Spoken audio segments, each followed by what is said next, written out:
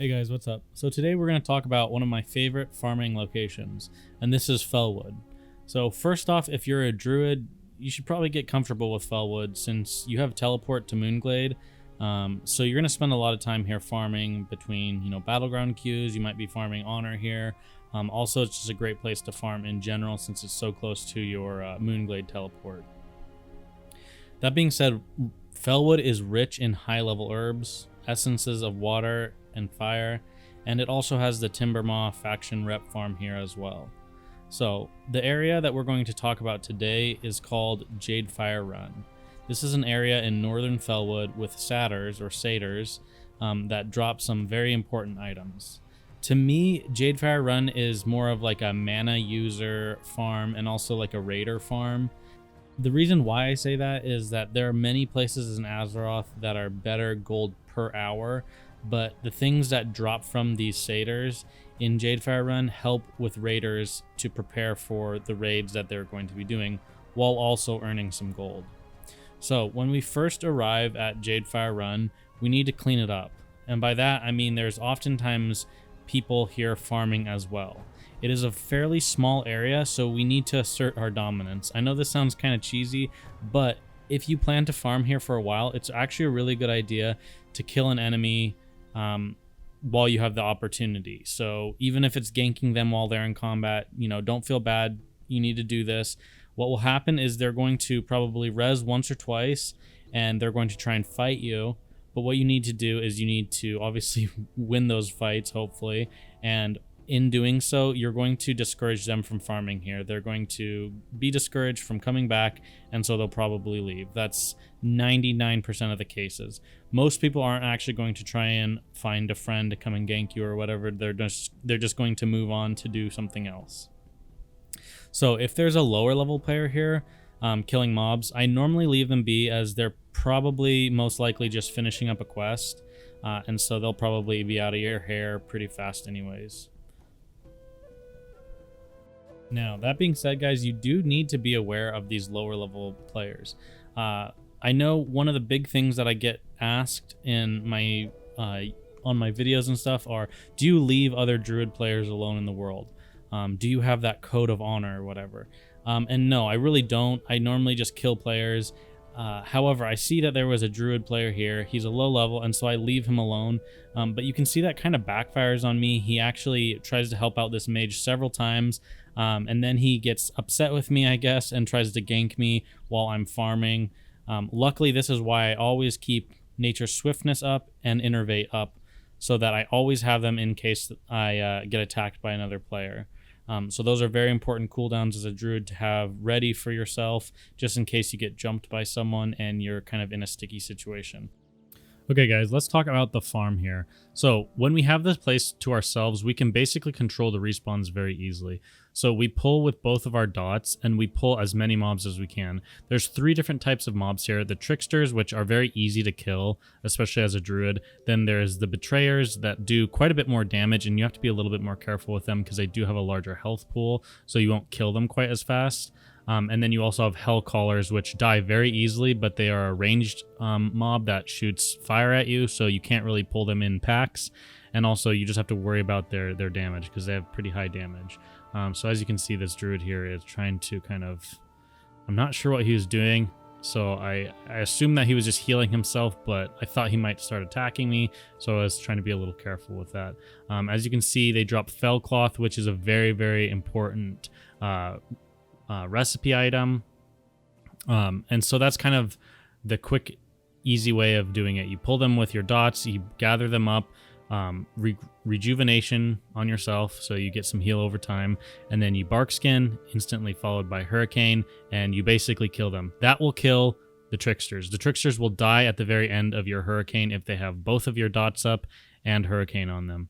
Now, the other thing you have to be careful of, though, is the betrayers will not die with just those 2 dots and your hurricane. They'll have a little bit left in them, so you just have to finish them off with another dot or kind of stabbing them down.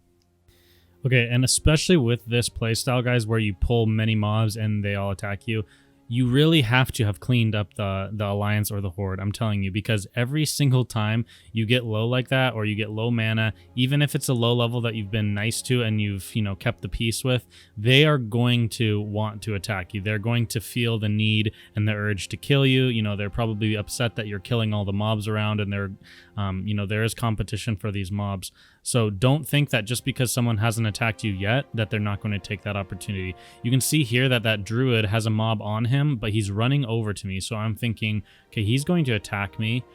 So I try and start getting some distance from this mage. The mage obviously is still just trying to find me. Luckily, this mage has some pretty bad gear, so I'm not really in any trouble, even though I have like no mana. But as you can see with this, you really need to worry about killing people in that area and getting them to leave.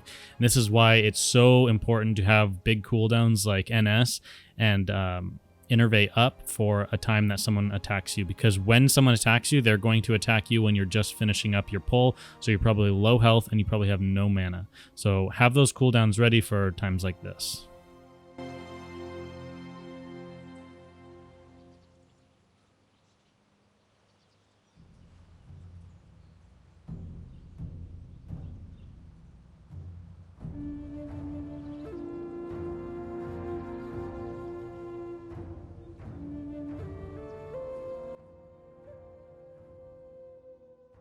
Okay, with the alliance dead, we can get back to our farming.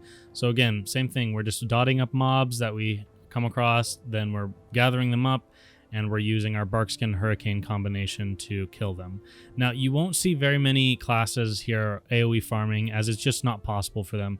These tricksters do cursive tongues, so it's going to be very hard for spellcasters to pull many of these mobs at once.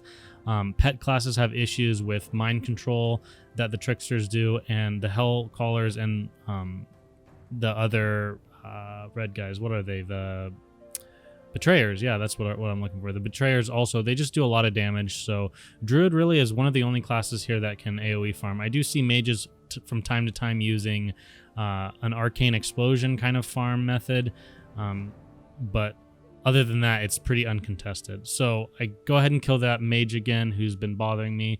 I've been extending all courtesies to this druid. I say no to him because I know he's going to try and look at and res that mage, and sure enough, he does. So at this point, I'm like, game's over, bud. We're not having fun anymore. So I go ahead and kill this mage again, as I know that druid now is going to help her out and, you know, attack me whenever he can.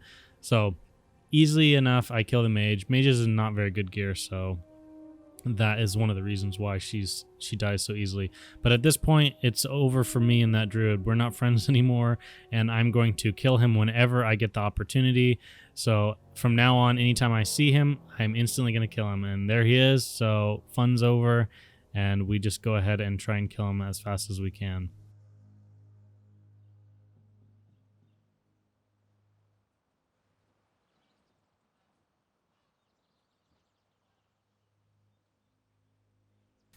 Now, as you can see, in this farm, I am in, you know, tier 1 gear for the most part, so it's nothing crazy. It's just from Molten Core. So I'm not in the best gear ever, but I will say if you're doing this farm with blues and you're, you know, early level 60, you really need to be careful with how many betrayers you pull, which are the dark red mobs, the melee mobs, as they do a lot more damage. As you can see, that druid comes back, and I just kind of try and scare him off. At this point, I'm just kind of hoping that he's going to leave, and I can kind of continue here uncontested. So now, what we're after here is there's going to be a lot of cloth that drops. They drop, each one of them drops around 1 to 2 silver, and they also drop, you know, some random grays here and there. So that's not what really is important to us. The cloth obviously will add up over time in terms of gold that you make, but what we're really after is fell cloth, which will sell for around 3 to 5 gold. So that's, you know, quite a bit of gold. You're also after the wicked leather patterns. Those sell very well. The wicked leather helm sells for around 8 gold, and in this farming clip that you see here, I end up picking up 2 of those, so that's really nice. Beyond those 2 items, you're also getting demonic runes, which is very important for healing or any mana users in dungeons and raids. You want to probably have at least 10 to 20 of these for each of your molten core runs. So those are very, very useful, and they do bind when you pick them up, so you can't sell them on the auction house. However, this saves you from having to either run Strat and Skolo or have to buy dark runes off the auction house, which dark runes can be expensive. They can be 3 to 5 gold, so right there you're saving yourself money on consumables. So guys, in this clip, that sneaky druid is back. I know what he's going to try to do. It's just inevitable. He goes invisible. So I instantly go into bear form, and I just wait for him, and there he is. He pounced me. I do have a few more mobs on me, so I'm trying to kill them as fast as I can. As you can see, they're very low. I pop frenzy regeneration, get some heals back. He's out. He knows he can't take me on. He thought he would be able to get me there, but he didn't.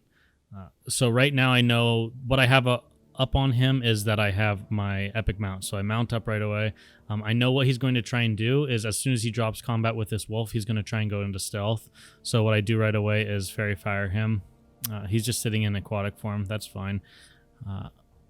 I can sit up here and get some mana back, and I'll be able to watch where he goes, and he ends up opting to just sit down there in the water and wait for fairy fire to fall off.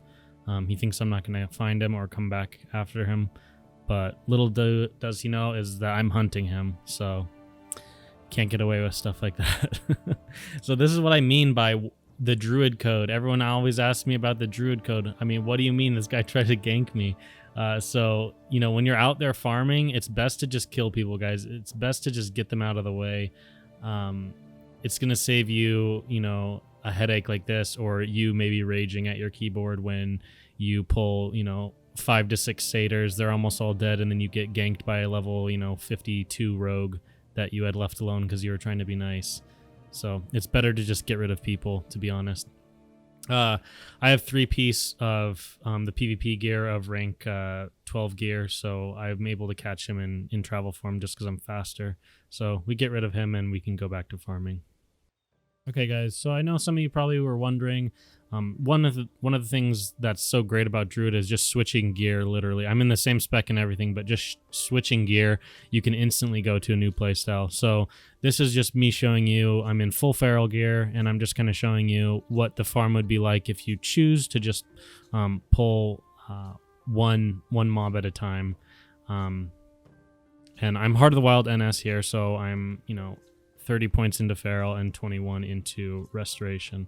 So you can farm here just in cat form, but you can see just the speed that I kill with pulling tons of these at once. It's just better overall in the end. This would be a little bit more of the safer way of farming, though, if you just have one mob at you or one mob on you at once. So maybe if it's very, very contested and you can't AoE farm, you can always go this route. Okay, let's talk about the gold that we made. So in 40 minutes of farming, which we did a little PvP here and there, but it's not a huge deal.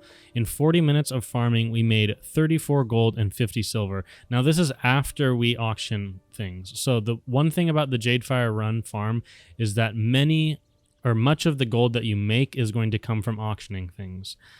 That's not a big deal though, because the good thing about this is all the things that we're getting and we're auctioning sell very easily. They're highly sought after. Recipes, cloth, and fell cloth, they all sell very easily. I never had issues selling them on servers that I've played on in the past, so you guys shouldn't have much issue either. So 34 gold and 50 silver after auctioning off everything. The great thing about this farm, like I've said, is that it's a great raid preparation. You get a lot of potions, you get a lot of demonic runes, and you get a lot of scrolls. Those are things that a lot of classes will want for raiding, so either you can use them for yourself when raiding, or you can sell them on the auction house. Like I said, healing potions sell very well, and so do scrolls, and the fell cloth that you make alone will make you a good amount of money. So 34 gold in 40 minutes is pretty good. That's comparable with most of your other farms. The one thing that you do have to also factor in is we were able to earn 5 demonic runes. So like I said, demonic runes cannot be bought or sold. They're something you have to farm for. Your counterpart, which are dark runes, they do the exact same amount of mana to health ratio, and they have the same cooldown and everything like that. So we just are going to look at those, which those are dropped off of mobs in Skolamance and Stratholme. So if you were to farm them that way, or you were to buy them off the auction house, they're going to cost you anywhere between 3 to 5 gold. So we can look at 5 being, 15 to 25 gold that we saved, and by not having to purchase them ourselves. So that's also on top of the 34 gold that we made. So in general, this is a great place to farm, guys. Right here, you're seeing a little bit of my hunter farming this area. So it kind of puts into perspective how fast we really can kill things on a druid. Like I said, great farming spot, guys. Hope you found this informative, and hope you farm here come Classic, and I will catch you guys in the next one. Big shout out to my Patreon supporters, guys. Love you guys. Thank you so much for helping continue the channel and supporting me.